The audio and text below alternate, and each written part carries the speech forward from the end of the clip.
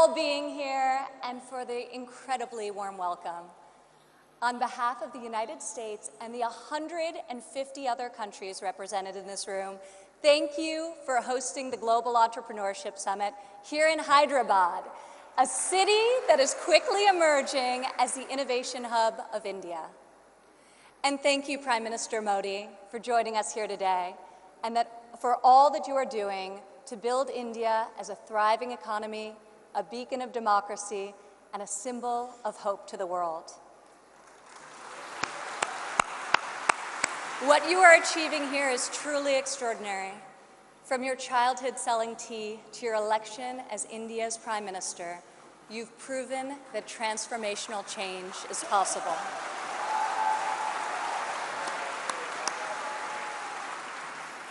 And now you are bringing that promise to hundreds of millions of people across your country. Thank you.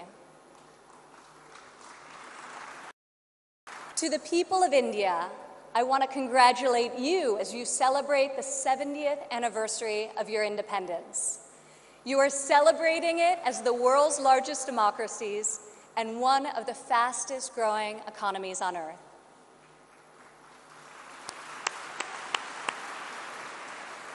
Through your own enterprise, entrepreneurship, and hard work, the people of India have lifted more than 130 million citizens out of poverty, a remarkable improvement and one I know will only continue to grow under the leadership of Prime Minister Modi.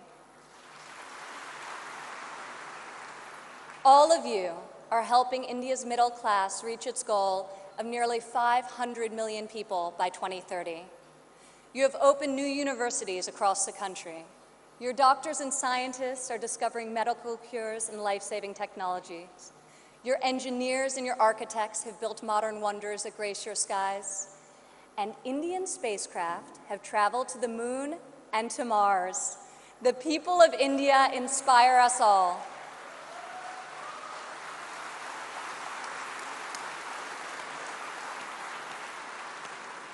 This is the first time India has hosted the Global Entrepreneurship Summit. It is a symbol of the strength and friendship between our two people and the growing economic and security partnership between our two nations. As President Trump said earlier this year, India has a true friend in the White House.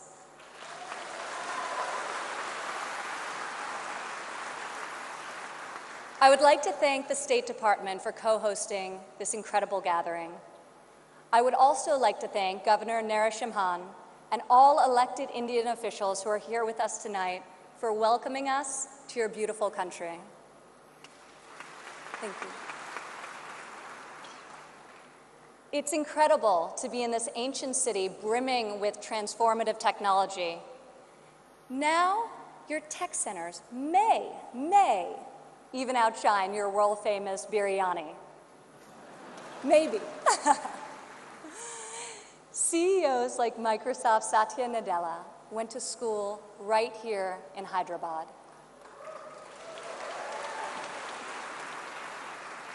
Just a few kilometers away, T-Hub's brand new facility is set to open next year and will become the largest incubator in Asia.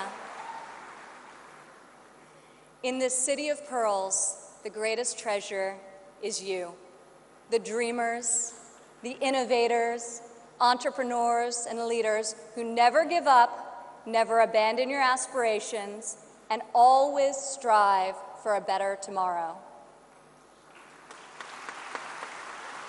Today, we come together to celebrate what is happening here in India, what is happening in the United States and all over the world. Entrepreneurs are revolutionizing our economies and improving our societies. You are rewriting the rules. You have the inspiration and drive to serve our communities through the projects you start and the businesses you build. You have the grit, the perseverance, and the will to succeed. Each of you started with an idea. You've worked long days and nights to code the next robot, create the next app, find the next cure, and discover the next breakthrough to improve the lives of millions of people. Some may have tried to convince you that the risks are too great, the rewards too small. But you are here today because you are not afraid to fail. You want to own your future. So I want to congratulate you on all that you have already accomplished.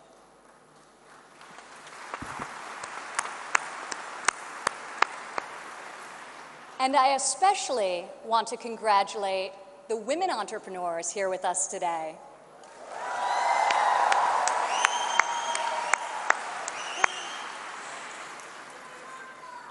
Thank you. This year's summit is focused on a theme that is key to our future: women first, prosperity for all. I'm proud to say that for the first time ever, women make up the majority of the 1,500 entrepreneurs selected to attend this summit. I see all of you out there. Only when women are empowered to thrive will our families, our economies, and our societies reach their fullest potential.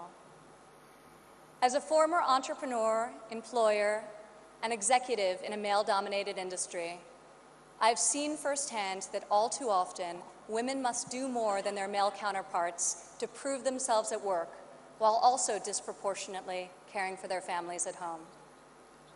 After my father's election, I saw an opportunity to leave my businesses for the privilege of serving our country and empowering all Americans to succeed. Our administration is advancing policies that enable women to pursue their careers and care for their families, policies that improve workforce development and skills training, and policies that lift government barriers and fuel entrepreneurship so that Americans can turn their dreams into their incredible legacies. In the last decade, women have made remarkable strides in starting new businesses. Globally, between 2014 and 2016, entrepreneurship activity amongst women has increased by 10%. In the United States, within the last decade, the number of women-owned firms has grown by 45%. Even more promising, minority women have started nearly 8 in 10 new woman-owned businesses.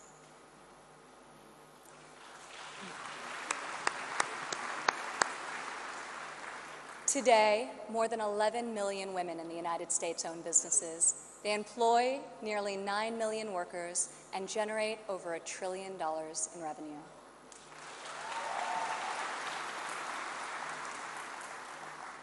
Many women become entrepreneurs and job creators out of necessity. Some weren't given the flexibility they needed at work to care for their families. Others lacked professional sponsors or weren't given a fair shot at a promotion. Instead, women, like the many here today, are charting their own courses and achieving incredible feats. Fueling the growth of women-led businesses isn't simply good for society, it's good for our economy. One study estimates that closing the gender entrepreneurship gap worldwide could grow our global GDP by as much as 2%. The women in this room can lead the way in closing that gap and ushering in a new era of greater prosperity.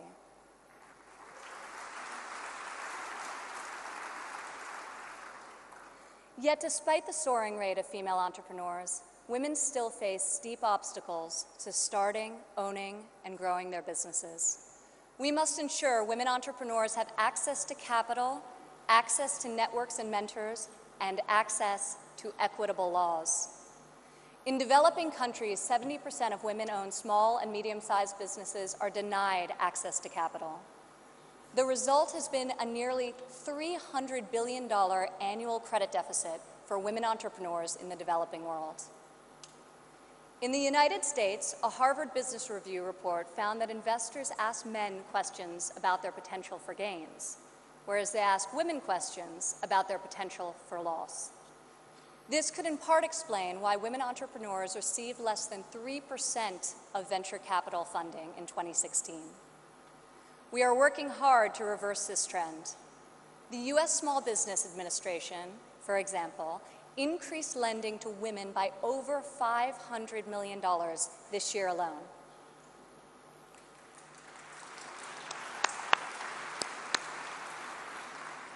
When it comes to networks and mentorship, roughly half of women in the United States say they have difficulty finding a mentor.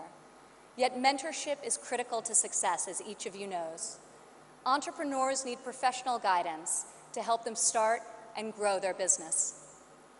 In the United States, we are fostering mentorship through programs such as SCORE, a nationwide initiative where successful men and women coach those who want to become their own CEOs. And when it comes to equitable laws, while many developed and developing countries have made tremendous strides, there is still much work to be done.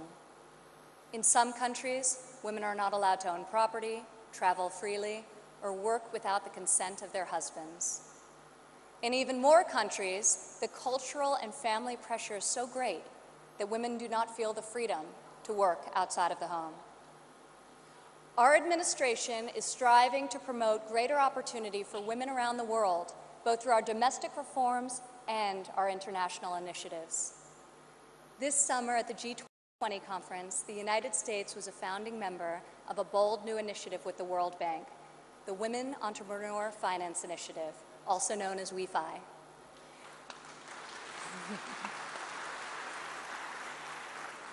This facility provides access to capital, networks, and mentorship for women in developing countries.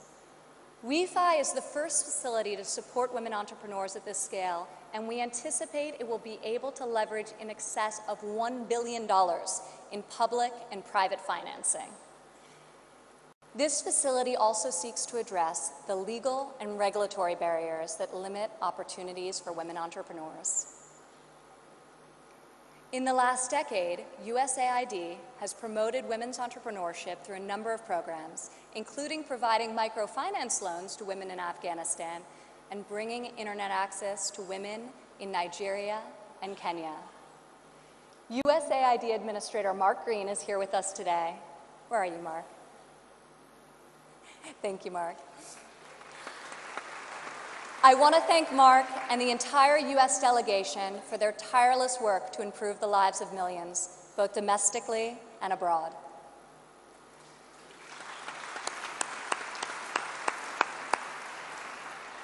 Further, as each and every one of you can attest, this summit is yet another powerful example of a U.S. initiative that connects entrepreneurs around the world with investors who believe in your mission and will champion your success.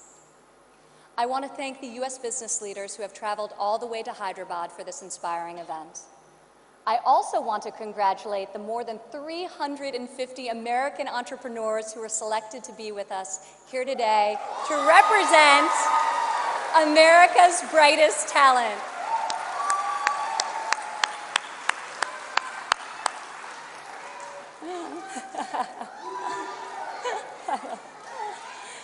I think I found your section. Thank you. At home, our administration is committed to empowering women entrepreneurs through domestic reforms. In the past 11 months, we have expanded apprenticeship programs and prioritized STEM education to ensure that women and men have more opportunities to master the skills that drive progress in the 21st century. We have dramatically reduced job-crushing regulations, which disproportionately hurt entrepreneurs and small business owners. And we are laser-focused on passing long-overdue tax cuts. This will provide much-needed relief to working families and to businesses of all sizes. Also this year, for the first time ever, the President's budget included a proposal to establish a nationwide program for paid family leave. We are committed to supporting women and men who work both inside and outside of the home.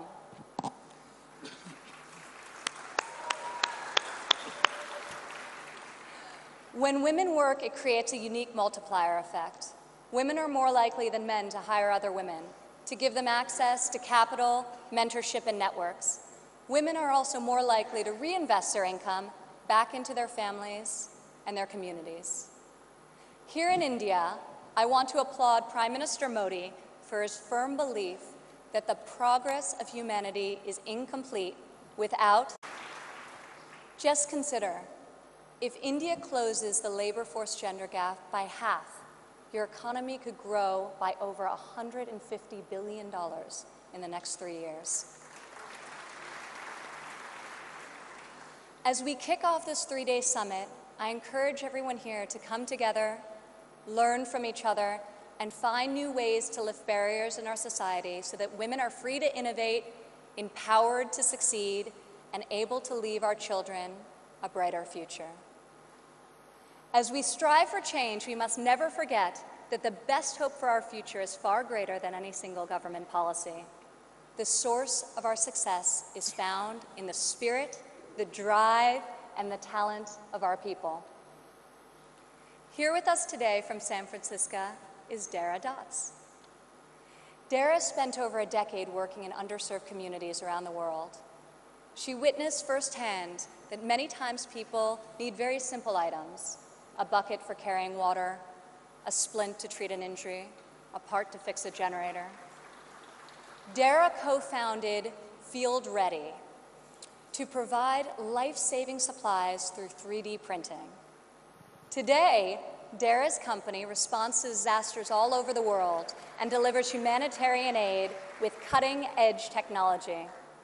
Through her innovative solutions, Dara is saving lives and bringing hope to thousands of communities. Thank you, Dara. Please stand up, Dara.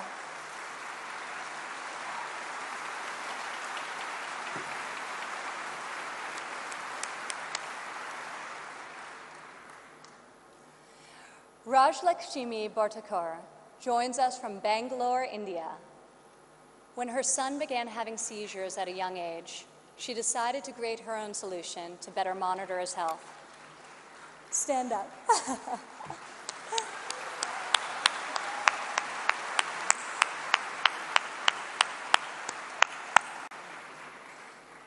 She invented a smart glove that predicts, manages, and detects different diseases and disorders using artificial intelligence. Now her company, Terra Blue, aims to make specialty healthcare accessible in even the most remote places in India. Rajlakshmi, your courage and determination is truly remarkable. Congratulations. Thank you.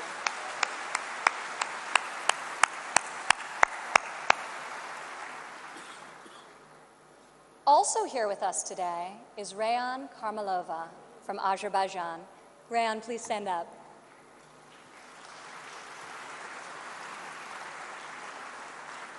You all won't believe this, but Rayan is just 15 years old. But that has not stopped her from founding a company that harvests energy from rainwater. Rayan has a powerful motto: light up one house at a time. Rayan, each home you light up is illuminating the world. We are inspired by your brilliance and your hard work. Thank you.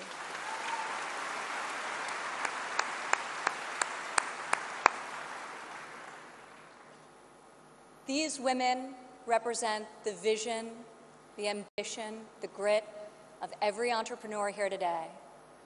You are saving lives, creating jobs, and bringing hope to our communities. You are transforming our societies one business and one customer at a time. You prove to the world that we have the power to rise above the challenges of our day and to pioneer new pathways forward and to leave our mark on this moment in history.